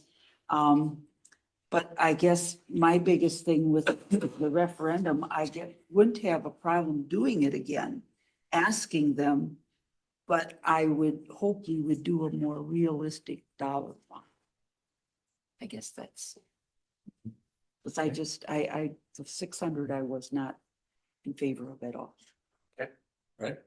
I guess my first question, so if I understood correctly, shortly before I was on the board, we had the funding, Jessica, you guys found the funding for 3 additional staff in 26's budget, correct? We did, we were able to fund 3 additional, we used some of our fund balance and Safer used some of their fund balance, and with that, they were able to do an additional 3. Okay. Have we hired for those 3 spots? Yes. Okay, and they're filled? Yes. Okay. So we're looking for potentially 6 on top of those 3, correct? Correct. When we originally put in the Safer grant, the request of the grant was 9 staff. So we hired the 3, now we're waiting on the additional 6. My concern would be with the referendum is, I don't know if we'd have any more success in the fall than we did in the spring. Chief and his team did a lot of education on that, and despite all of that, the result was this is what the community wanted. So I think if we're just pushing to wait for another referendum, we're just pushing, like Chief said, this problem down the road. Because I personally don't know that we'd have a better success rate in the fall. So we're gonna be still looking at the same issue. So I guess I'd like to discuss any other options we have or ideas or thoughts versus looking at a referendum again. Well, I guess we found the money for the 3, but we used fund balance and we can't keep doing that. I agree. How much of that was fund balanced? Jessica, do you know off the top of your head? 50 of our budget line. Yeah, 50. And Safer used 30. 30. Right. So a lot. Yeah, so I mean, but that is not an option again. Yeah, I agree. We actually contacted Greg Johnson for an estimate for the TIF closure. That was an estimate. Right now, it's including a estimated 1% growth, which I don't know, it was just a shot in the dark. What was it, Jessica? What? Greg, from Elks? Yeah, but did you say a number? 1% growth. We Okay, estimated that's 1% right. in construction. We estimated a 1% growth, and with that, we could levy an additional $503,000. So with that TIF closure, I really do feel we could probably do an additional 3, knowing that we were able to make that 3 work. Last year, I think with the TIF closure, we could do the 3 that we need to do. Could we do more? Probably not. That would, because we are bringing back around $200,000 from our TIF wages, benefits that was expensed in the TIF paid by increment. It's all coming back to the general fund, so. What is the total dollar amount that's gonna come out of joint finance for EMPD? That's gonna come back to the village? I don't know. I did close it for the PD, we are working on that, but. But it's what? Well, Maybe like, I'm sorry, I don't want to say a number because I might be off. Those are one-time funding. So, I mean, part of me would say maybe put that in the capital, we could pay for. Right, well, it's only a one time, it's only a one time from joint finance, it's not something that's forever. But joint finance, EMPD joint finance did vote on not closing joint finance because we have something We're impending. not gonna have a bank account though, by Right. the way, so I can't pay any more bills. Okay. Well, Back to a safer discussion. like we said at the end of that meeting, though, we'll just bill each of the communities, including ourselves, and we'll have to just We figure. will distribute the bill because we will not be cutting checks for everybody. Yep, right, okay. 503,000, that's a good chunk of funds. That does include our growth. So last year we had like, is it $70,000 because of our growth that we could put towards our operating increases. This year we're getting 503, so if we give like 300, just an additional 300 to Safer, we would have to absorb all our operating increases and any expenditures coming back from the TIF with the remaining. It's also an estimate. It's also an estimate, yes. We did our best to guesstimate. It could be off. It could be off 50 to 70,000 when you're talking about this large of a TIF and without having the final numbers that are determined by the state. It's just an estimate. Jessica, when do you get final numbers? August 15th-ish. Yes, not till August. Everything comes in, It's not, it might even be later. I think we get an estimate on the 1st and we get final on the 15th, But but this is part of the levy limit worksheet. it will be. The levy limit worksheet does not come out till later. And this is part of that calculation. Yeah, I was just listening to you and you're saying that we probably could get the 300,000 from the TIF to the Safer.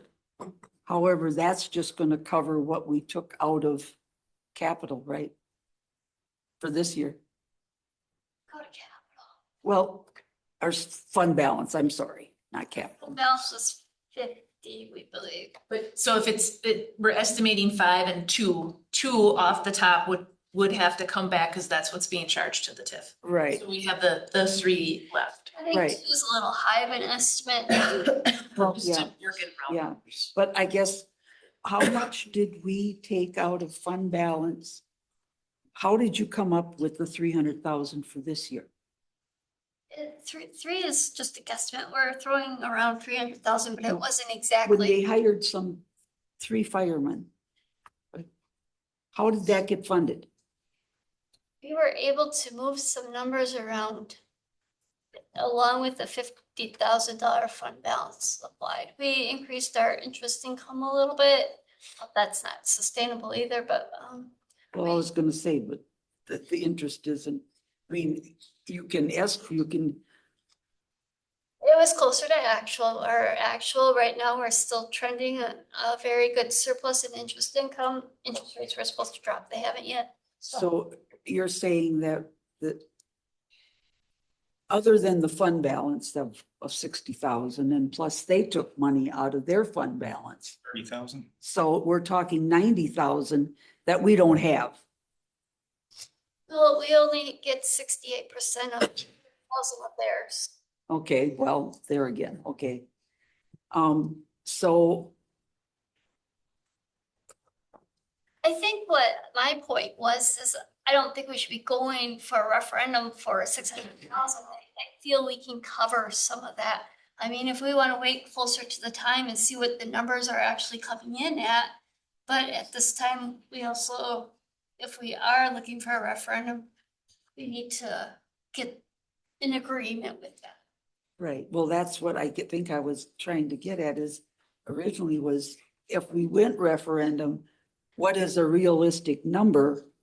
Because I know of people that probably would have voted for the 3, but would not vote for the 6. Another thing that we need to talk about is what's our tax rate? What's the drop gonna be? If we drop below 5, we're gonna lose an additional $120,000 of revenue. Because we lose expenditure restraint.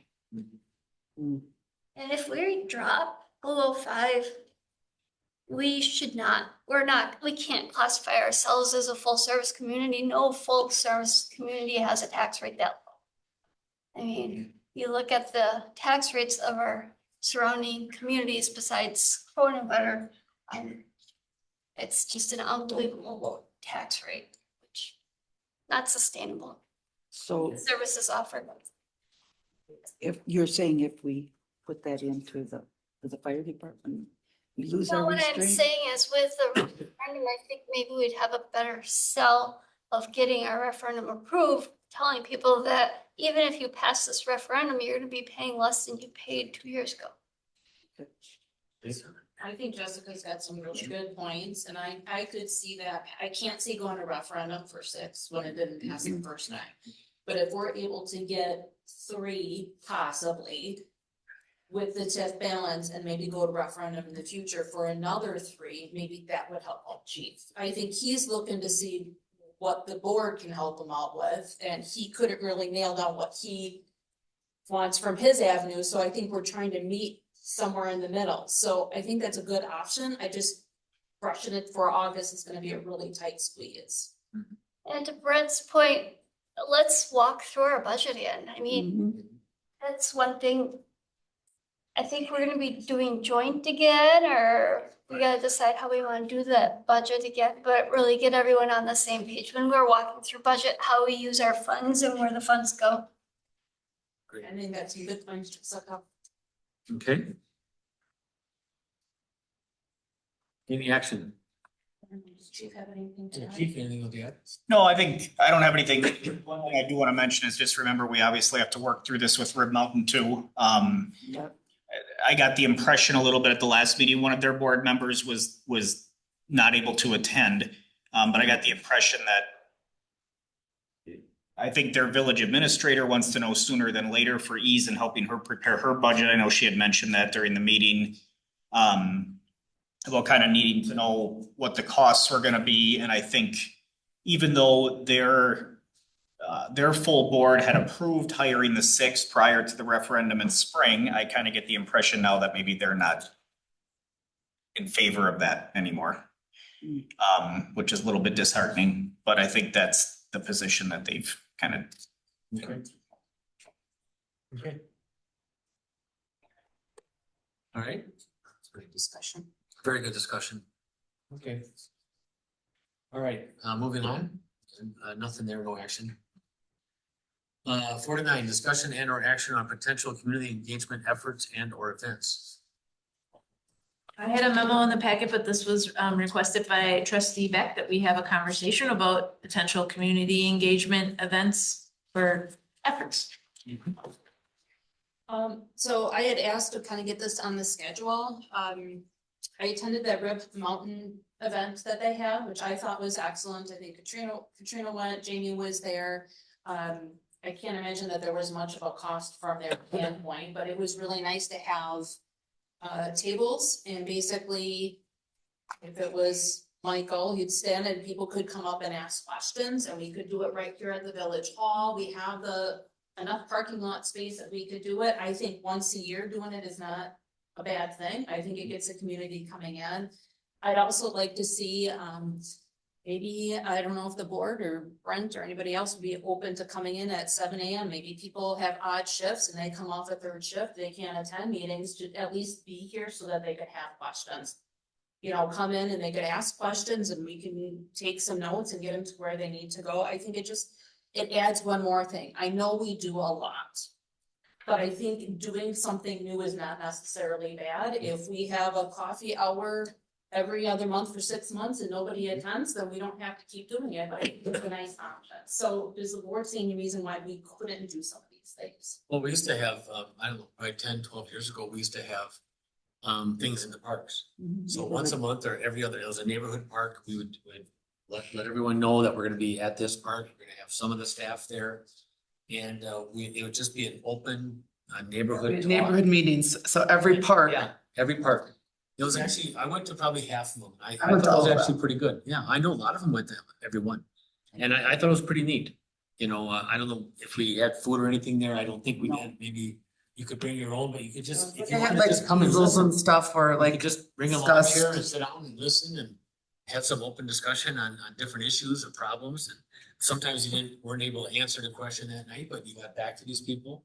And, it was really neat, and to see all the parks too, because we got a lot of parks. But I thought that was nice. The open house, I think you're talking about here, something like that. I think that'd be really neat to do. Yeah, at least annually. And, I thought when we did the tour of the building, and we had a lot of people, taking people around in shifts and stuff, I thought that went really well. There were people still talking about that when I meet up with, that we did that, so. Yeah. I think So it's a how great would we idea. go about setting something like that up, Jamie? We could, if we wanted to do a community engagement night, I think we just pick the night, start to organize it. How many people showed up for Red Mountain? Rib Mountain said that they estimated about 100 to 150. This is the second time they've done it. Not bad. Yeah. That's not bad at all. It wasn't like mobbed when you went in there, it wasn't mobbed with people, but people would come up to the table, ask questions, and staff were wonderful. They kind of pointed out different maps with different things on them. I don't know, I was there maybe 20 minutes and I left, but I just thought it was a nice opportunity when you hear so much out in the public about transparency and communication. I know we do a lot, but I guess would be another avenue to look at and something where we're not really paying any costs. We're just here once morning from 7 to 8 every other month. People want to come in and ask questions. Once a year, we have some tables set up. People do some extra tours. So I just wanted to see if that's an option for us to set up. The park thing is a great idea too. And we're not spending any money as a village to do this. We're just offering it up. Yeah. If I could just add something, just because obviously I'm at a lot of Rib Mountain meetings, a big part of this, and Rib Mountain works very, very closely with the Lions Club.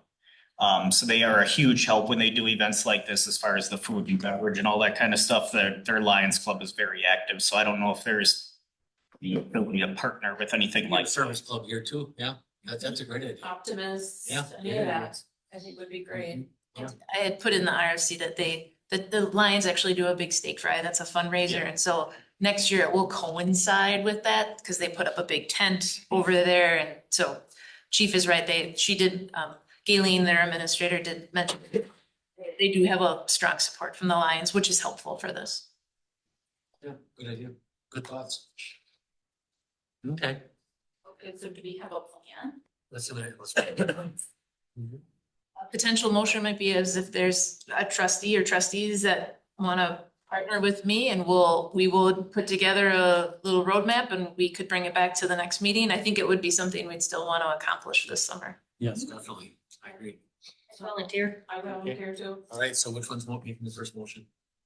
How do I word that motion? I volunteer. I volunteer, right? I volunteer as tribute. Right? That's a good movie. You volunteer here, she'll volunteer. I make the motion to meet with, how would you say that, Brett? I You're would good just at make a these. motion that we want to So, approve okay. having this event, and then whoever wants to help Jamie can just talk to Jamie. I Yeah. don't think we have to put names in the motion. Okay, And we'll bring back an update at the next meeting. there you go. So I make that motion. Okay, and second by Second. Clark. Any more in the discussion? In the discussion, if there's, more trustees than 4 or more, we'd have to do a quorum. Yeah. But I think that's a great idea. It's awesome. Hearing no more discussion, all those in favor say aye. Aye. Opposed? So carried. So you're gonna send out some dialogue here to all of us? Yep. Okay, good, excellent. I think that's fantastic. And see if if you need help getting a service club involved, I think I'll just go down to 8 from Thursday to Saturday and pick one, so that'd be kind of fun. Okay, good, that's great. That's good stuff, good positive stuff. 50, discussion and or action on ethics function as it pertains to village committees, commissions, and staff. This was brought up by trustee Brent Olson. Requesting this to be on the agenda. I know this was also put in the packet on some stuff that I think you must have posted, Brent, in Facebook or something, right?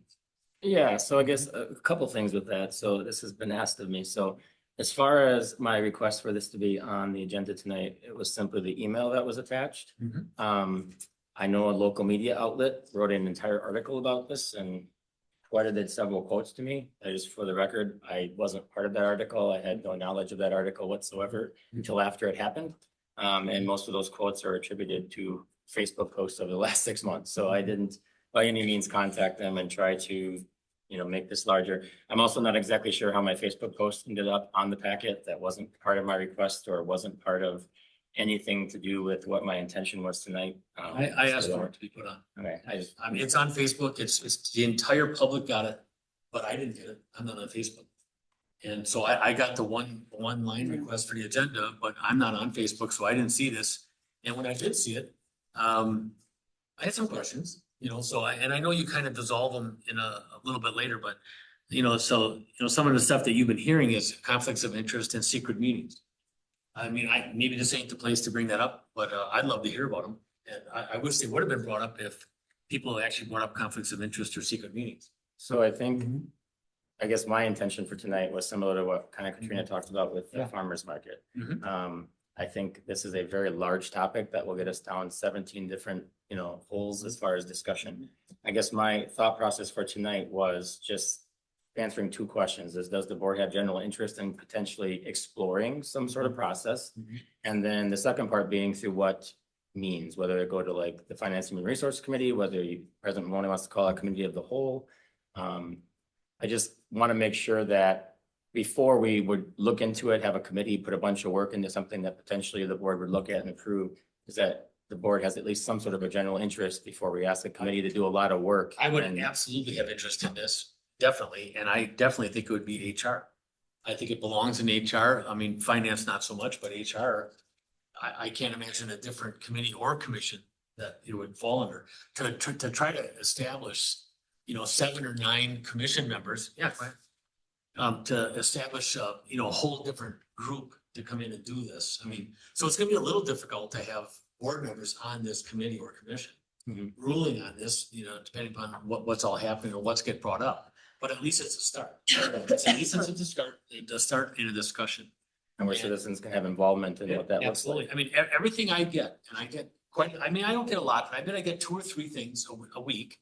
And I normally always forward them to Administrator Gabert and to Pam, Clerk Pam, Brem. And just because I want it on the record that something came to me, there's some issues with the fire department that have been discussed with me on some issues. I know the police department does some things too. And we always try to get them up and so that it's out there, so that we have record that we received it and it was recorded. Yeah, I would be definitely in favor of this. I don't know what the rest of the board feels. I saw some heads shaking yes.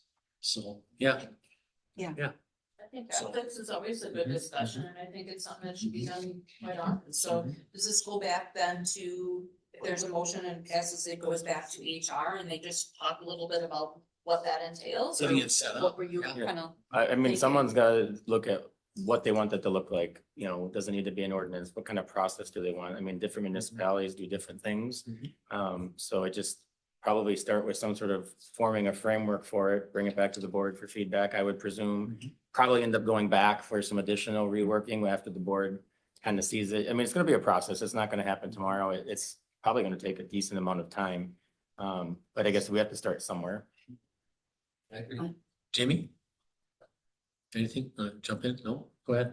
Well, I guess, I read your email there, and maybe I'm naive, but I don't know of any secret meetings or whatever you're talking about. On ethical conduct, I don't know where that is. And like I said in there, I'm not even responding to any of those, because frankly, they're irrelevant. It doesn't do any good to go look in the past. But I think having a process, if people have concerns, that they see we take them seriously, and if appropriate, something be done, is really the takeaway from it. I don't spend a lot of time getting involved in rumors or what people think, or those are all pictures from the past, and there's nothing good that's gonna come from hashing those out. I just think we look forward as what can we take from it. But the past has started this. I mean, with that Facebook posting, that the past definitely brought this to a head. I mean, it wasn't the one line that you asked for to get on here. You wrote that. I'm You very actually well put it aware. out there, yeah. And I stand To by the- what's to the written whole on there. public, yeah. Yep. And so people have been, there's a few residents that have said that we've been meeting outside of this boardroom and deciding stuff, which is absolutely unfounded and untrue. It's never happened, period. I've never been part of it on all 3 times I've been here. You can do whatever kind of test you want on me. It's never happened. Secret meetings? There's no secret meetings in my book. Well, And there's people in this room that have been to every meeting I've been to or some of them. And if they're talking about me having a discussion with the mayor or somebody at Rothschild or Al Christensen, at least once a month, we're talking about stuff. Or the town of Reed, yeah, happens all the time. It's, I don't agenda, I mean, there's questions back and forth. I mean, Al needs salt in the wintertime, so I talked to Michael and Jamie. Schofield wants this, I mean, forming the Metro Police Department, it started at the grassroots. It started very, very small. I included both members of the joint finance and it grew from there. So, yeah. If you want to call it secret, I guess you probably could. They weren't agendized, but we had to get a start. We had an ongoing investigation going on with our police department, and we had to muddle through that too. So, any question, if anyone wants to pose any question to me, I'll answer it truthfully. Okay, I guess my question is, what are you proposing again? Looking at if the village wants to implement some sort of ethics commission, board, committee, process, all of the above. For, I mean, it could be for anybody, elected officials, committees, appointees, it could be for staff. I mean, the possibilities are limitless. It's a resident who has a complaint or a trustee has a complaint. Yep. On our own board or whatever, and now we want to have it looked at and investigated and. In an impartial manner. Yeah, in an impartial manner, absolutely. Okay. Yeah. I think Brent's Yeah. just trying to bring it to, I guess, the way I would understand, just bring it to a committee to start the discussion. I don't think Yep. he's calling anybody out or any specific Fine. circumstance.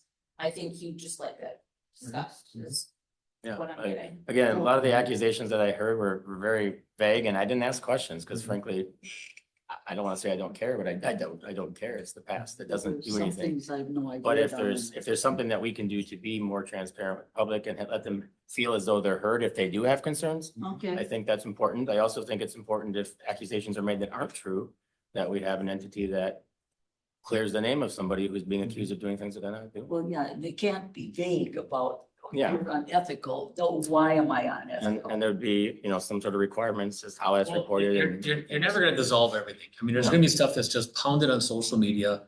Letters to the editor are gonna be written, and it's gonna be nonstop because that's just the way it is right now. It's been that way a lot. You can't touch the federal government, you can't touch the state, but you can definitely go at the local government. It's where we are right now. And that's just, it doesn't matter who's sitting in these seats. That's what's gonna happen. I imagine some are gonna disagree with me that it does matter, that it's me. It is what it is. I mean, if we Can I make implement a something. motion Yeah. to send this to the HR committee for further discussion? Excellent. I We second. have a motion on the floor by Beck to move this to the HR Finance Committee, and we have a second by Clark. Any more discussion? Hearing none, all those in favor say aye. Aye. Opposed? So carried. 51, discussion and or action on topsoil screening quotes. I need a motion? I move to award the 2026 topsoil screening project to PGA for a unit price of $5.50 a cubic yard for an estimated project total of $38,500. Okay, motion by Clark, second by Zagami. Any more in the discussion? Hearing none, all those in favor say aye. Aye. Opposed? So carried. Discussion and interaction on Shirley Avenue paving quotes. Move to approve. Move to approve by Zagami, I second. second by Clark. Any more in the discussion? Hearing none, all those in favor say aye. Aye. Opposed? So carried. 53, discussion and or action on contract amendment number 1 with MSA for Aldous Street and Jelnik Avenue right-of-way services. It's your pleasure. Move to approve by Zagami, Second. second by Clark.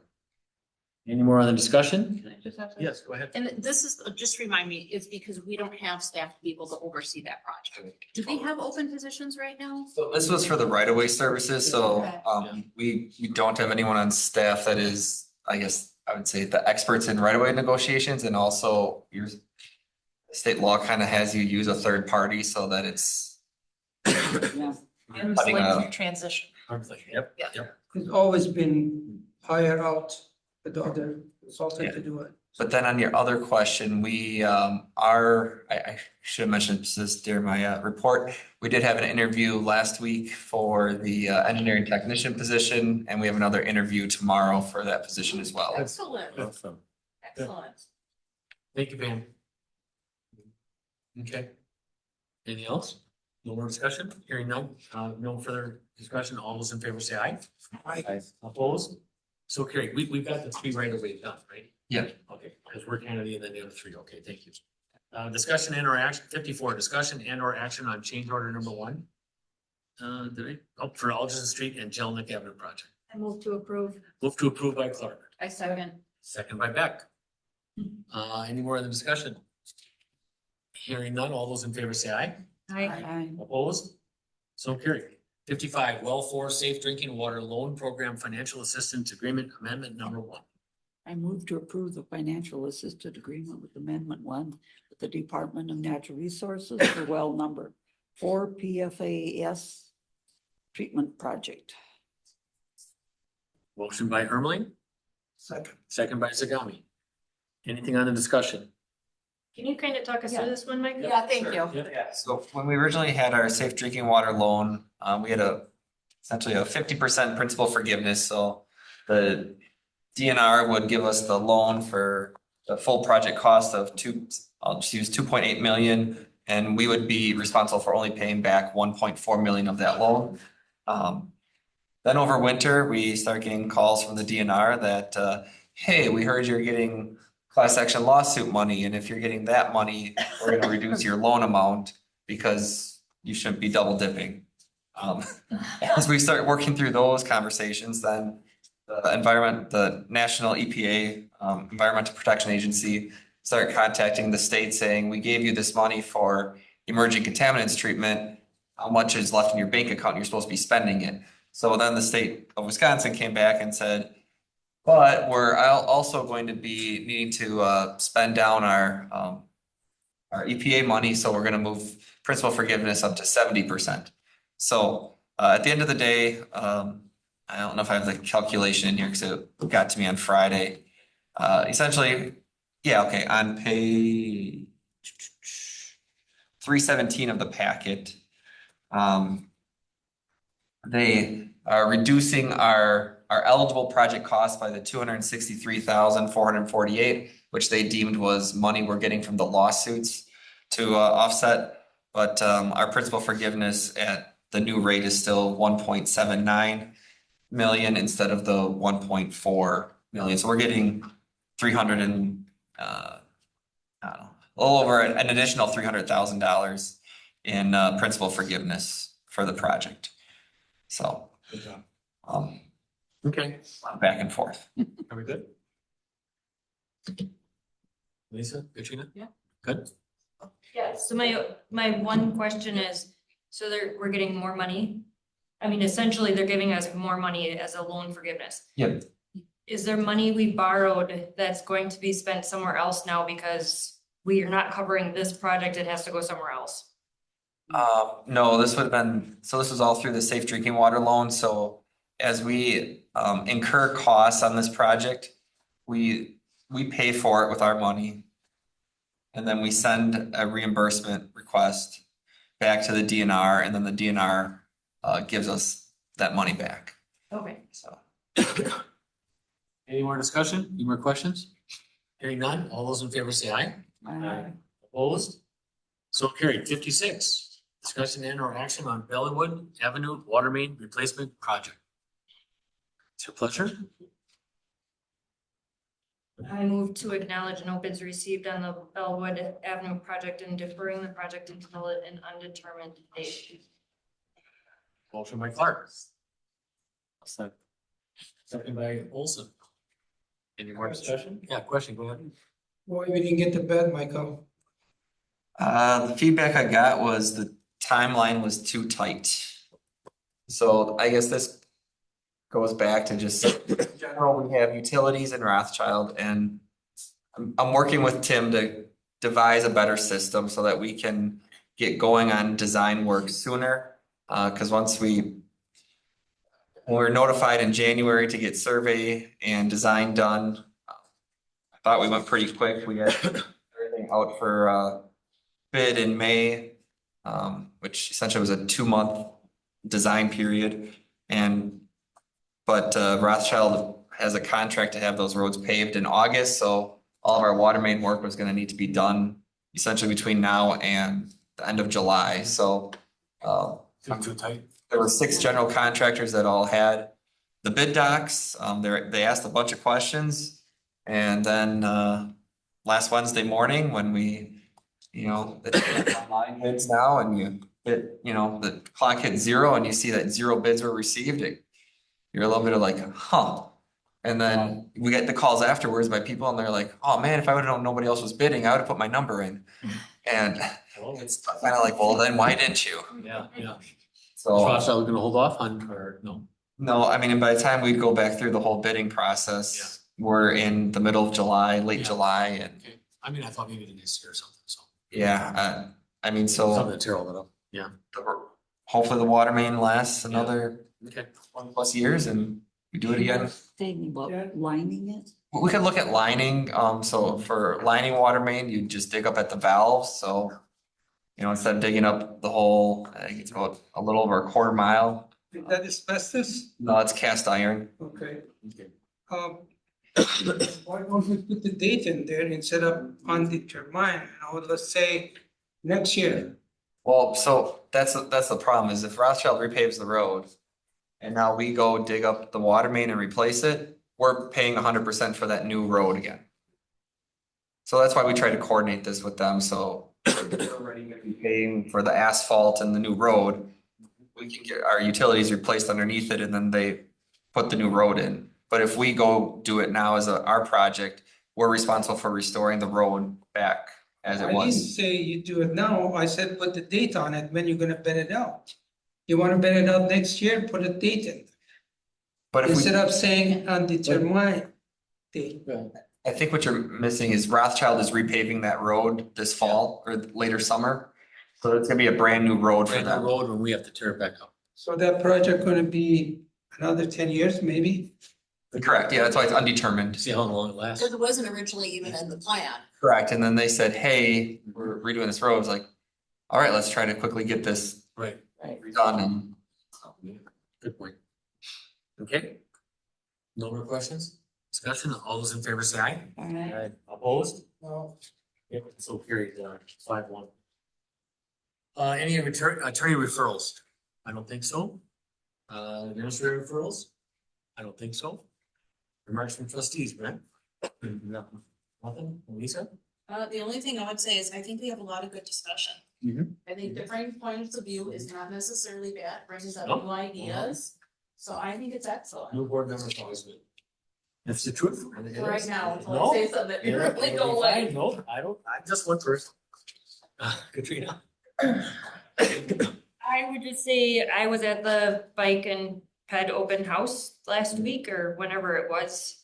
And it was super well attended. Like, do you have any idea how many people showed up actually? I thought it was about 100. Yeah, okay. So that was great to see community involvement, yay or nay. No, that's fantastic, People yeah. on both sides. It was great to have just that many people show up and have something to say. Good. There you have it. Shane? No. Mark? No. So I'm gonna just dovetail off of you, Katrina. So this year, that's probably the biggest event that I got the most negative phone calls. It's because of all the different paths that people were picking on farmland and, people not knowing, and then all of a sudden it's on their farmland or, hello, it's in my backyard. And what the heck is going on? Well, it's the process, and I didn't even know it. So I had some pretty tense conversations with some staff. They dialed it down for me. They actually told me they were somewhere where I thought I could get a drink, but they were just teasing me because they weren't there.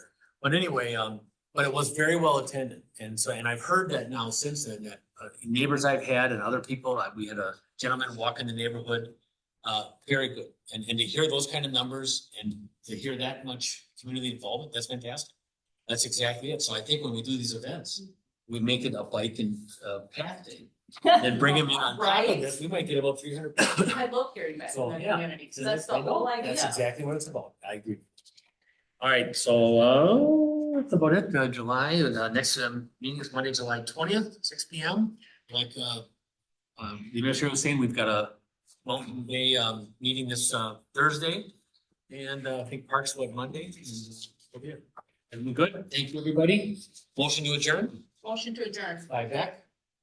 Second by Clark. All those in favor say aye. Aye. Opposed? So carried. Thank you all.